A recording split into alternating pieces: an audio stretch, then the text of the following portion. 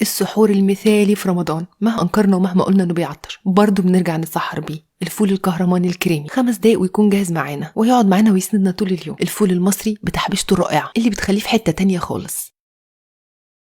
5 معالق من الزيت نقدحهم ونحط عليهم بصلايه صغيره متقطعه تقطيع صغير، فصين من الثوم المهروس، وبعد كده نقلبهم مع بعض لحد لما يبتدي البصل يدبل والثوم يطلع ريحته. اول ما يبتدوا ياخدوا لون كده ويطلعوا ريحتهم نحط عليهم او نطشهم بمعلقه ونص كبيره من الخل. ومعايا بقى علبه من الفول اللي هو المعلب الجاهز او كيس من الفول المدمس بتاعنا، كوبايه ونص تقريبا يعني، بميته زي ما هو كده. يغلوا غلوه كده ونحط عليهم طماطمايه متقطعه مكعبات، نديهم تقليبه كده ونسيبهم برده يغلوا غلوه، وبعد كده نبتدي نهرس فيه، نهرسه لحد لما يبقى كريمي زي ما انتم شايفين كده، هرسه خفيفه بالشوكه او بهرسه البطاطس. ملح، معلقه صغيره من الفلفل الاسود، معلقه صغيره من الشطه، ومعلقه متوسطه من الكمون، وبس كده. نديلهم تقليبه كده اهوت مع بعض، شويه طحينه كده مخففهم بميه، وهنحط منهم معلقتين كبار زي ما انتم شايفين كده. نديهم تقليبه كده اهوت مع بعض. شايفينه دلوقتي بقى عامل ازاي؟